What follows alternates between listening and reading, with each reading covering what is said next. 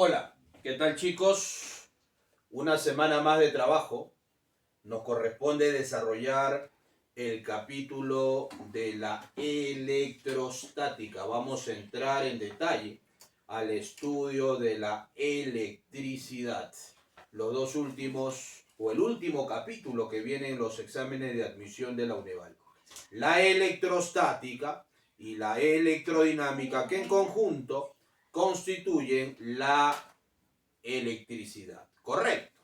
Muy bien, entonces vamos a comenzar a desarrollar la parte teórica importantísima, ¿de acuerdo? ¿Qué cosa viene a ser la electrostática? Como su mismo nombre lo indica, electro viene de electricidad, estática viene de equilibrio. Por lo tanto, la electrostática se encarga de estudiar, escúchame, los fenómenos eléctricos producidos por las cargas eléctricas, pero en estado de equilibrio mecánico, pero en estado de reposo, en estado de estático, entre comillas, ¿verdad? Muy bien. Ellos son lo que va a estudiar, o ello es lo que va a estudiar la electrostática. Los fenómenos que ocasionan las cargas eléctricas, sí, pero en estado de equilibrio mecánico. ¿De acuerdo? Muy bien, acá lo estoy anotando. Profe, estudia los fenómenos eléctricos producidos por los portadores de carga eléctrica en estado de reposo, en estado estático, en estado de equilibrio mecánico. ¿De acuerdo? Muy bien, profe. Entendamos, si todos los fenómenos eléctricos, profesor, ocurren en la naturaleza a través de una propiedad denominada la carga eléctrica. Profe, los fenómenos eléctricos se fundamentan en un concepto fundamental denominado carga eléctrica. ¿De acuerdo? ¿Qué viene a ser entonces para nosotros la carga eléctrica? Bueno, la carga eléctrica, profe, es una propiedad inherente, es una propiedad intrínseca, es una propiedad, escucha, inseparable a la materia. No hay carga eléctrica sin materia, ni materia sin carga eléctrica. Hay una relación biunívoca de existencia entre ambas. ¿De acuerdo? ¿No? En resumen, entonces, la carga eléctrica es una propiedad inherente a la materia. Para que se forme la materia debe existir carga eléctrica. ¿Cuál es la unidad mínima de la materia? El átomo. Pero para que exista un átomo, tiene que existir un núcleo y una nube electrónica, ¿sí o no? Claro, en el núcleo, ¿quiénes están? Las cargas positivas. Y en la nube electrónica están los electrones. Y entre el núcleo y la nube electrónica hay un equilibrio. A ese equilibrio le llamamos el equilibrio electrostático. Si no existiera la interacción entre las cargas eléctricas, no se podría formar el átomo. No existiría el átomo estable. Y si no hay un átomo, profe, no hay molécula. Si no hay molécula, no hay partícula. Y si no hay partícula, profe, no hay materia tal cual la conocemos. Sólido, líquido ni gas. ¿Te das cuenta o no? Importante entonces, profe, el concepto fundamental de la carga eléctrica. ¿No? El mismo hecho de la existencia de la carga eléctrica, profesor, da origen a la materia misma. ¿Verdad? Muy bien. ¿Quiénes poseen la carga eléctrica? Las partículas elementales dentro del átomo. Los protones y los electrones. ¿De acuerdo? ¿Cuánto es la carga de un protón? La carga de un protón, cultura general, más 1,6 por 10 a la menos 19 coulombs. ¿Cuánto es la carga del electrón? Profe, la carga del electrón, menos 1,6 por 10 a la menos 19 coulombs. Estas son las cargas elementales que existen en la naturaleza. Los protones son portadores de carga, igual que los electrones. La mínima unidad de carga es la carga del electrón. Menos 1,6 por 10 a la menos 19 coulombs. ¿Estamos de acuerdo o no? Muy bien. Profe, entonces todos los cuerpos tienen carga eléctrica, porque todos los cuerpos están formados por átomos. Y dentro de los átomos están los protones y los electrones. Por lo tanto, todos los cuerpos tienen carga eléctrica. Y si todos tienen carga eléctrica, profe, todos deberían mostrar propiedades eléctricas externas, ¿sí o no? Y la pregunta es, ¿todos muestran propiedades eléctricas externas? Pregunto, ¿la madera tiene la capacidad de atraer o repeler, profe, cuerpos eléctricos? No. Resulta que en la naturaleza hay cuerpos, ¿verdad? Hay cuerpos conocidos con el nombre de conductores eléctricos y cuerpos conocidos con el nombre de aislantes eléctricos. Los conductores eléctricos son capaces, como su mismo nombre lo indica, de conducir la carga eléctrica. Los aislantes no pueden, profesor, transportar carga eléctrica, ¿no? Pero todos tienen en su interior carga eléctrica, ¿no? Y para entender entonces los fenómenos eléctricos, lo primero que yo tengo que hacer es electrizar a los cuerpos. Y para electrizar a los cuerpos yo tengo que producir un desequilibrio electrónico al interior de los átomos, de acuerdo de la sustancia que estoy trabajando. Resulta que en estado natural, profe, en estado espontáneo, los cuerpos se encuentran en estado neutro. ¿Sí? Todos los cuerpos buscan su equilibrio eléctrico. Y el equilibrio eléctrico se alcanza en el estado neutro. ¿Qué significa estado neutro? Significa que la carga total del cuerpo, ¿cuánto vale? La carga neta del cuerpo, profesor, es igual a 0. ¿Y qué significa que la carga neta sea 0? Que no hay carga. Falso. Las cargas siempre existen. Solo que en este caso, en este cuerpo, las cargas eléctricas están compensadas, están equilibradas. En otras palabras, el cuerpo tiene la misma cantidad de protones con la misma cantidad de electrones. El número de protones igual al número de electrones. ¿Te das cuenta o no? Carga neta igual a 0. Estado neutro. Y a partir del estado neutro yo puedo electrizar a los cuerpos. ¿Y por qué es vital electrizar a los cuerpos, señores? Es necesario electrizar a los cuerpos para que comiencen a mostrarse las propiedades eléctricas externas de los cuerpos. Resulta, profe, que los griegos, ¿no?, descubrieron que un material que existe en su hábitat, el ámbar, que en el idioma griego significa electro, ¿no? De ahí viene la palabra electricidad, de ahí viene la palabra electrón, ¿verdad? Este electrón, al ser frotado con piel de animal, ¿sí? Animal, ¿verdad? Tenía la capacidad de atraer pequeños objetos, como cabellos sueltos, profe, como pajitas secas. Y de ahí se origina el fenómeno de la electricidad. ¿Te das cuenta? Desde el tiempo de los griegos hasta la actualidad. Entonces, ¿quiénes generan carga eléctrica? Los que generan los que generan propiedades eléctricas son las cargas eléctricas. Pero tiene que haber un desequilibrio electrónico. En el estado neutro no presentan propiedades eléctricas externas. ¿Cuándo presentan, profe, propiedades eléctricas externas? Cuando hay un desequilibrio de cargas. Por ejemplo, cuando la carga neta de un cuerpo, oye, escucha, es negativa. ¿Qué significa que la carga neta sea negativa? Significa, profe, que hay un exceso de electrones. El número de electrones es mayor que el número de protones. ¿Qué quiere decir eso? Que el cuerpo ganó electrones. Y un cuerpo puede ganar o perder electrones solamente. No puede ganar o perder protones. ¿Por qué no? Porque los protones están dentro del núcleo. Y para que salgan del átomo, tenemos que descomponer el átomo, descomponer el núcleo. Y eso prácticamente es imposible, salvo una reacción nuclear. En consecuencia, los protones no pueden ganarse ni perderse porque están dentro del átomo, del núcleo del átomo. En cambio, los que sí se pueden salir fácil, ¿no?, y entrar fácilmente en el átomo son, profesor, ¿quiénes? Los electrones libres. Ajá, entonces, ganando o perdiendo electrones, el cuerpo se electriza. Ah, cuando tiene más electrones que protones, profe, la carga neta es negativa. Profesor, ¿y cuándo la carga neta será positiva? La carga neta será positiva, ¿cuándo? Cuando el número de electrones es menor que el número de protones. ¿Qué significa en este caso? Que hemos perdido electrones. Hemos perdido electrones. ¿Y se puede perder? Lógico. ¿Sí? Un cuerpo puede ganar o perder electrones, más no puede ganar o perder protones. Si gana electrones, cargado negativamente.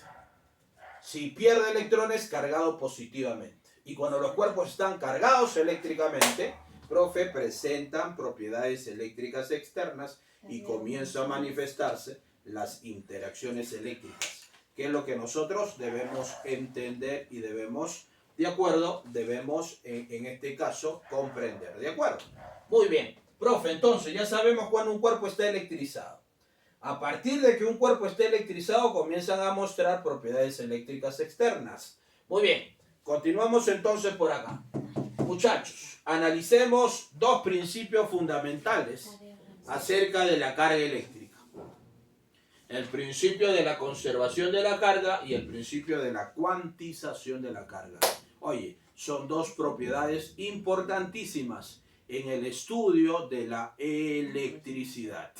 Profe, ¿qué nos dice la conservación de la carga? Fácil.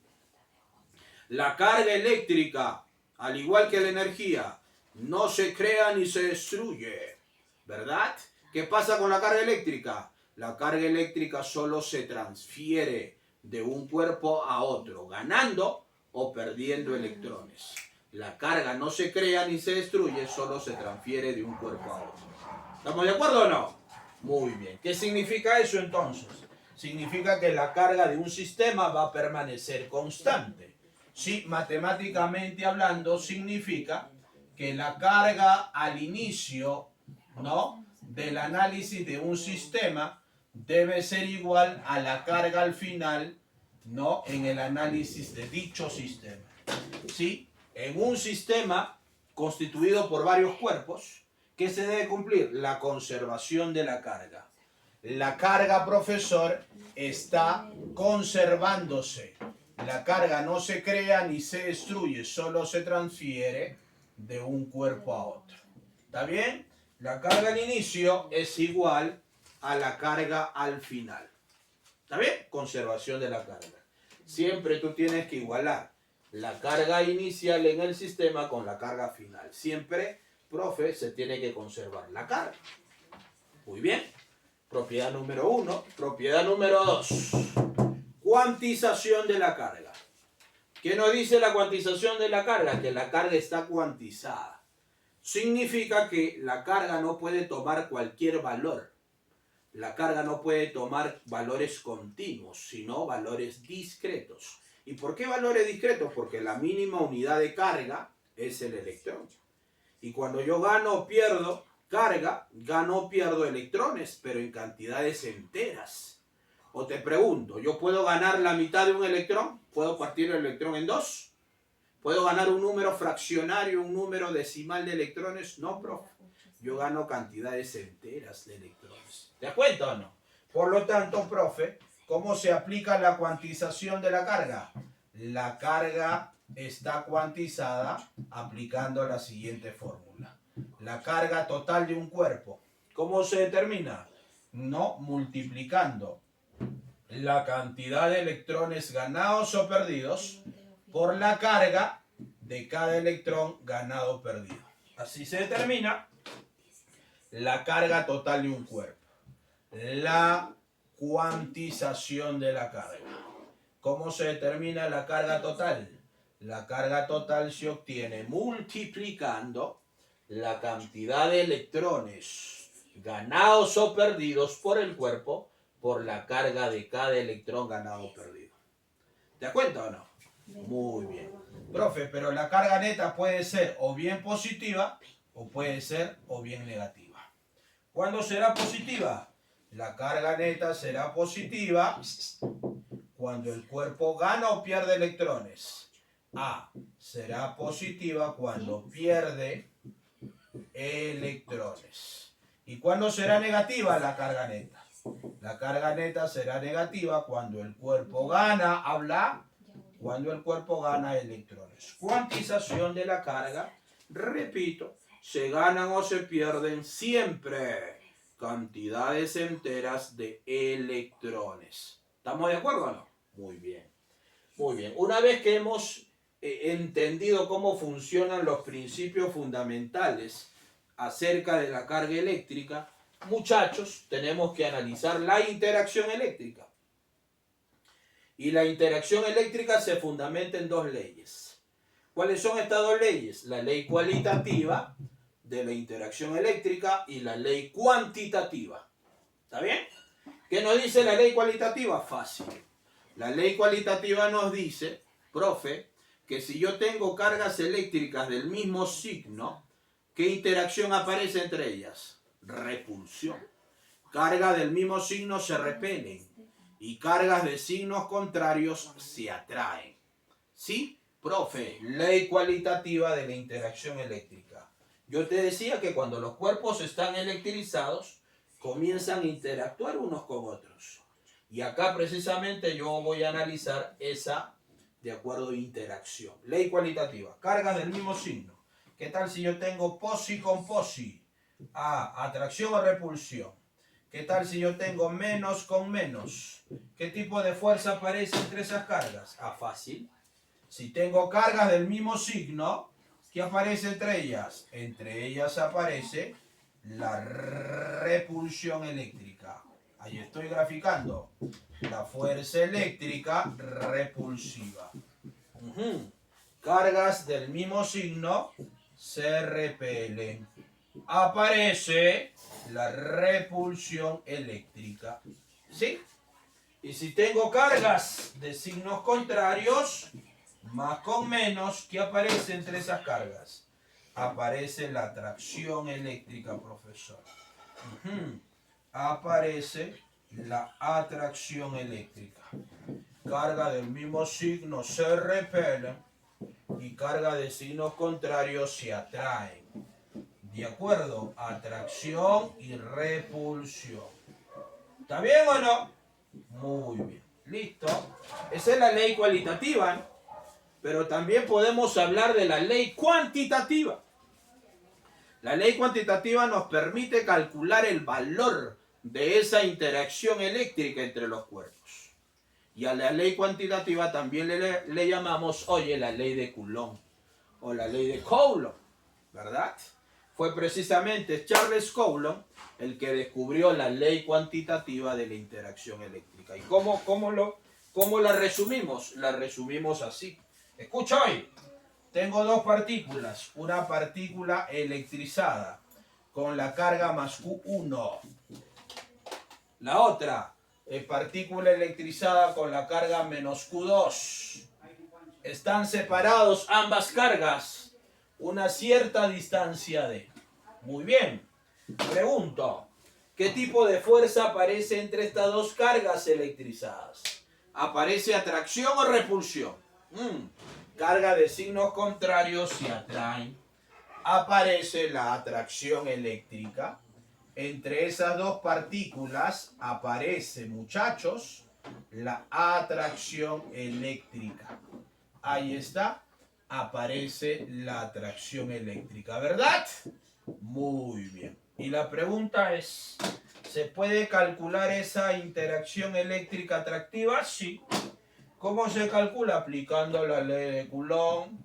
Nos dice que el valor de la interacción eléctrica es directamente proporcional al producto de los valores de las cargas. Q1 habla por Q2 e inversamente proporcional al cuadrado de la distancia que separa las cargas, es decir, sobre la distancia al cuadrado. ¿Te das cuenta o no? ¿Cómo se calcula la fuerza eléctrica? Habla Pokémon. La fuerza eléctrica se calcula como la constante de Coulomb, ¿no? Por el producto de cargas, cuidado, en valor absoluto, ¿no? Sobre la distancia de separación entre las cargas elevado al cuadrado. ¿De acuerdo? Esa es la fuerza eléctrica con la cual interactúan dos partículas electrizadas. ¿Te das cuenta, no? Constante de Coulomb por el producto de los valores de las cargas sobre la distancia de separación entre las cargas elevado al cuadrado. ¿Sí? En resumen, la fuerza eléctrica es K por Q1 por Q2 sobre D cuadrado. donde K es una constante llamada la constante de Coulomb. Habla. ¿Cuánto mide esa constante de Coulomb? Oye, a propósito, 9 por 10 a la 9 newtons, ¿de acuerdo? Sobre newton por metro. A ver. 9 por 10 a la 9 newton por metro cuadrado sobre Coulomb cuadrado. Ese es el valor de la constante de Coulomb. ¿Está bien? Pero a propósito, esta constante de Coulomb solo funciona en el aire o en el vacío. ¿Está bien o no? 9 por 10 a la 9 newton por metro cuadrado sobre Coulomb cuadrado. Esa es la fuerza eléctrica entre dos partículas electrizadas. Y esta es la que vamos a utilizar para resolver, múltiples problemas. ¿De acuerdo? Entonces, profe, hablemos del campo eléctrico ahora. Hablemos del campo eléctrico. ¿Qué cosa es el campo eléctrico, muchachos? Muy bien, planteamos entonces por acá. Yo te pregunto, ¿cómo estas dos partículas electrizadas, ¿no? ¿De acuerdo? Muy bien. A continuación, entonces, nos toca desarrollar lo referente al campo eléctrico. ¿De acuerdo? Así que préstame atención. Vamos a comenzar a analizar. Yo te pregunto por acá. Mira. Profe, ¿cómo estas dos partículas lograron atraerse?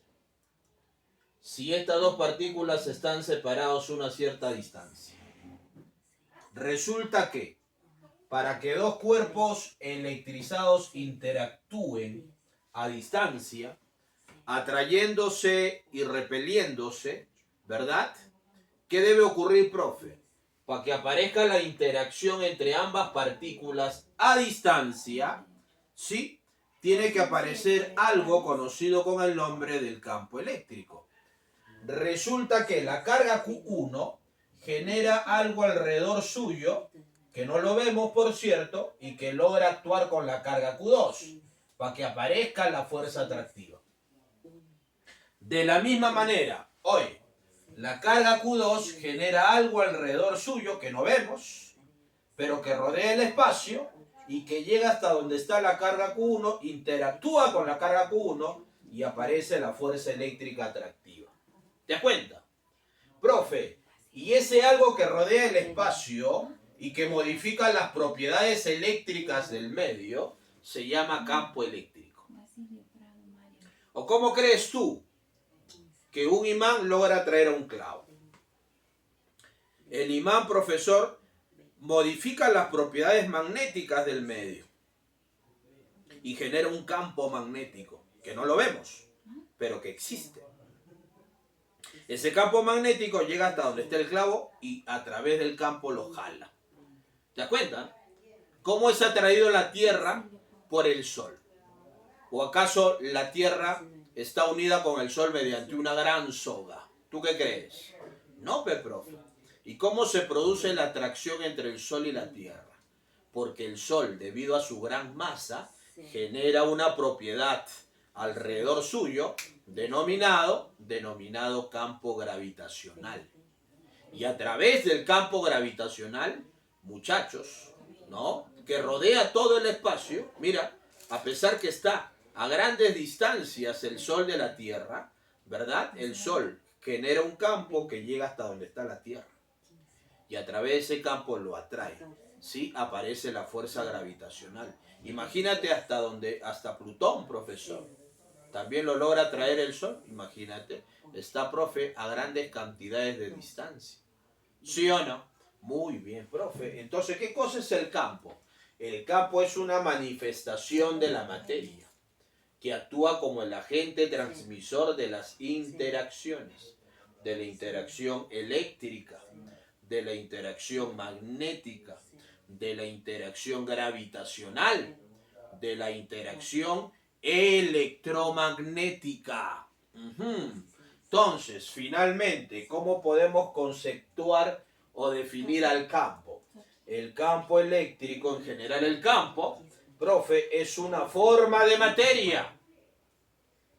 pero es una forma de materia no sustancial. Significa, profe, que es una forma de materia que no está formada por átomos. Es una materia dispersa, ¿no? Y esta materia dispersa nosotros no la podemos percibir con nuestros sentidos. ¿Ves? Por eso no lo vemos, por eso no lo sentimos, no lo tocamos. Profe, sí, porque es una forma de materia dispersa en el espacio. Sí, pero que existe en la naturaleza. ¿Te das cuenta? Y esta materia no sustancial actúa como el agente transmisor. Es el que lleva la información de un lugar a otro. Actúa como el agente transmisor ¿de qué? De las interacciones. En este caso, el campo eléctrico es el agente transmisor de la interacción eléctrica. Que quede claro. El campo es una forma de materia no sustancial, que actúa como el agente transmisor de las interacciones eléctrica, magnética, gravitacional, electromagnética. ¿Verdad? Existen 4 tipos de campos. No te olvides. ¿Sí? Muy bien. Analicemos el campo eléctrico entonces. Muy bien. No lo vemos, no lo podemos percibir con nuestros sentidos, pero imagínate, rodea el espacio. Ahorita mismo, profe, estamos rodeados por campos. Campos eléctricos, magnéticos, electromagnéticos, gravitacionales. ¿Verdad? Oye, tú ni cuenta te das de la existencia de ellos, pero sin embargo lo utilizas. Profesor, estás enviando mensaje a través del internet, ¿no? Estás chateando, profe, el WhatsApp, ¿verdad? Profesor, el Facebook, el Instagram, ¿verdad? Todo lo utilizas, la revolución de las telecomunicaciones. Pero gracias a quién, profesor? Gracias a las ondas electromagnéticas. Ni siquiera las ves, ni siquiera las sientes. Oye, están atravesando todos los espacios. Profe, ¿no? En consecuencia, a ese tipo de materia no sustancial, la conocemos como campo. No te olvides, ¿ah? Muy bien. ¿Cómo yo represento el campo entonces eléctrico? Fácil. Mira por acá. Mira por acá. Profe, imagínate que yo tengo una carga fija. La carga fija más Q. ¿Está bien? La carga fija más Q. Muy bien. ¿Qué hace esta carga fija? Esta carga fija genera alrededor suyo un campo que no vemos, pero que sin embargo existe. Oye, a propósito, el campo está asociado a las cargas. Por el simple hecho de que un cuerpo tenga carga, inmediatamente, ¿qué produce? Produce un campo alrededor suyo. Este campo alrededor suyo se llama el campo eléctrico, que rodea todo el espacio. Por lo tanto, si por el simple hecho de tener carga, profe, un cuerpo electrizado genera campo, ¿cómo será el campo producido en este punto P? Yo no lo veo, no lo percibo con nuestro sentido, pero sin embargo existe. ¿Cómo descubro la existencia de ese campo? ¿Cómo sé? ¿Cómo lo calculo en ese punto P? Fácil, colocando una carga de prueba. Coloco la carga de prueba más Q chiquita. Ayúdame. Si yo coloco la carga Q chiquita en el punto P, ¿qué va a ocurrir? Ah, fácil, mira. ¿Sí? En el momento en que yo la suelte, la partícula Q chiquita en el punto P, inmediatamente la carga Q grande lo repele. ¿Por qué inmediatamente lo va a repeler, profesor? Ah, porque en ese punto, antes que yo suelte la carga Q chiquita, ya existía algo. Que no lo veamos, que no lo sintamos, no significa que no exista. O sea que en el punto P, profe, ya existía algo, solo que cuando yo coloco la carguita de prueba, ese algo interactúa con esa carguita y hace que aparezca la fuerza. ¿Qué tipo de fuerza? La fuerza eléctrica repulsiva en este caso. ¿Por qué, profe? Porque son del mismo signo. Aparece la fuerza eléctrica de repulsión, habla en el punto P. La fuerza eléctrica repulsiva en el punto P. Ya está. Y si yo puedo calcular esa fuerza eléctrica repulsiva en ese punto y la divido entre la carga de prueba que yo coloqué en ese punto, estoy calculando el campo que existe en ese punto. ¿Te das cuenta? Entonces, profesor, definición del campo eléctrico. ¿Cómo se define el valor del campo eléctrico en el punto P? El valor del campo eléctrico en el punto P se define como la fuerza eléctrica que hay en ese punto P dividido entre la carga de prueba. Ajá, esa es la fórmula, ¿sí, muchachos? De la intensidad del campo eléctrico en un punto. La fórmula general. Fuerza por unidad de carga. El campo en un punto se define como la fuerza que hay en ese punto entre la carga que coloqué en ese punto. Fuerza entre carga es el campo. A propósito, ¿en qué se mide el campo? Fácil. El campo se mide en newtons, la fuerza sobre la carga que está en coulomb. La unidad, profesor, no del campo es newton sobre coulomb, no te olvides. Pero hay un detalle. Esa es la fórmula general para hallar el campo, ¿sí o no? Sin embargo, debido a la carga puntual, ¿sí? Yo puedo reemplazar la fórmula de la fuerza en el punto P. Porque como son cargas puntuales, se puede generar la fuerza utilizando la ley de Coulomb. En otras palabras, ¿qué puedo plantear yo?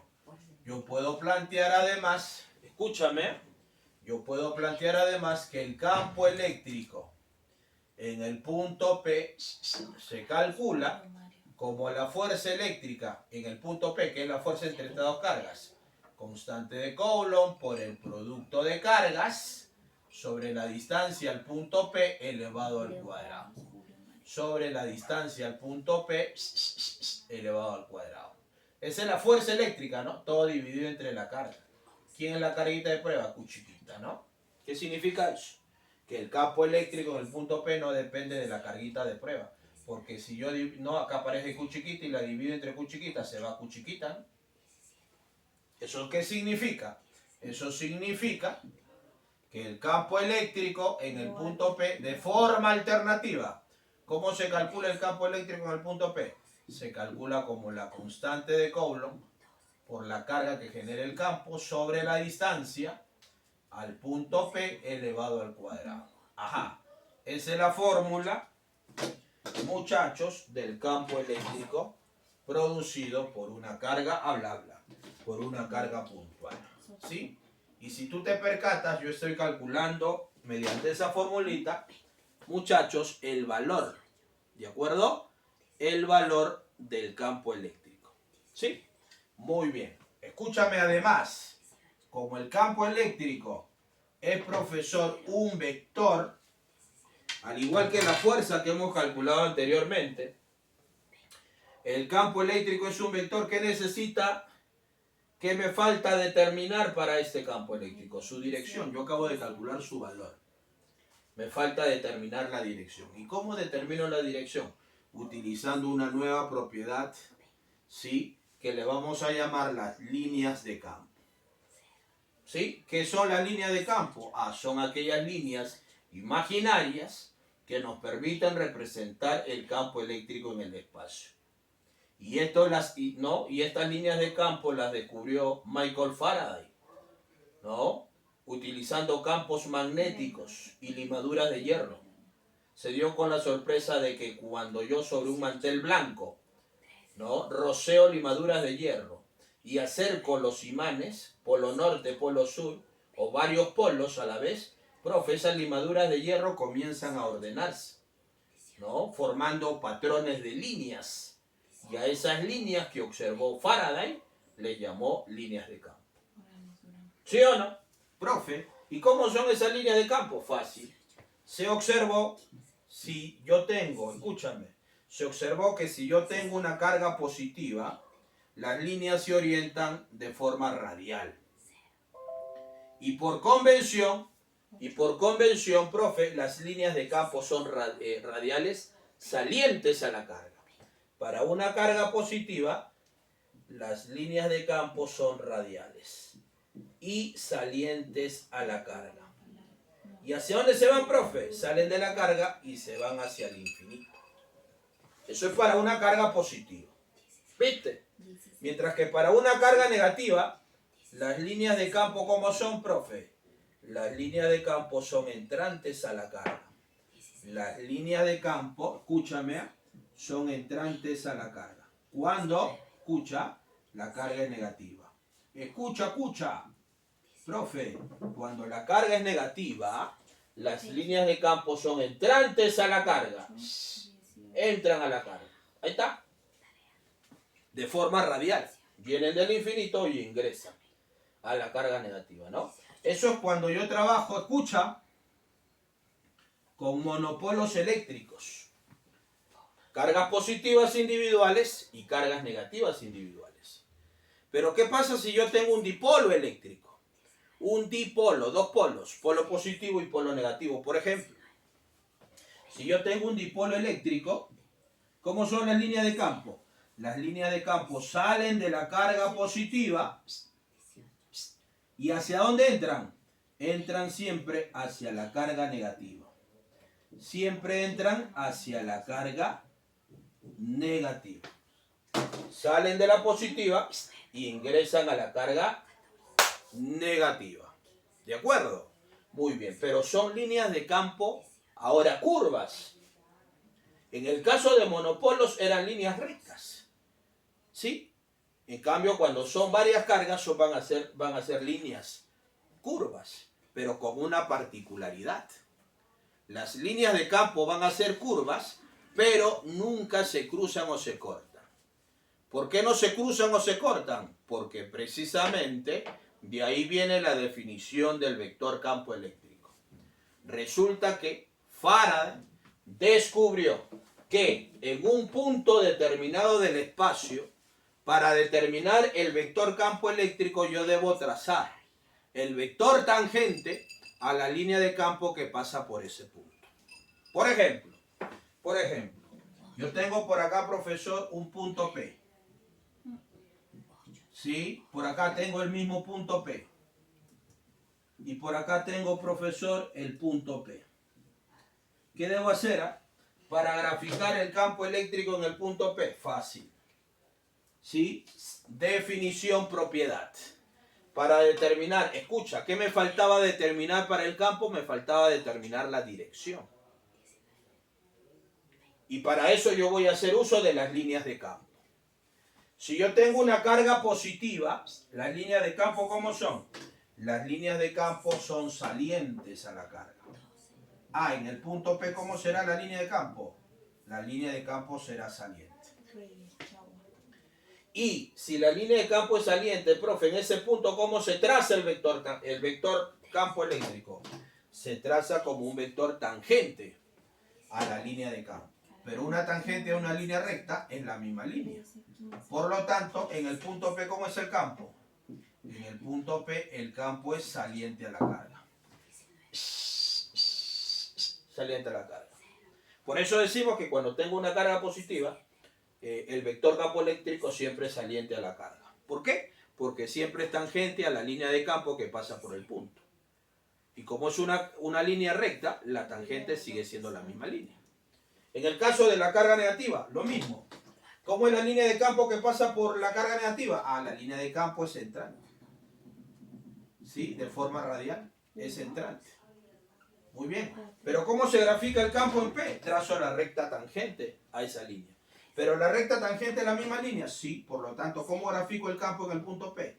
Entrante a la carga. ¿Sí? Debe entrar a la carga. Por lo tanto, ese es el campo en el punto P. Entrante a la carga. ¿Te das cuenta, no? Muy bien. Y finalmente, profe, si tengo acá una línea de campo curva, ¿qué debo hacer, profe? Ah, no, en el punto P averiguo la línea de campo que pasa por ese punto.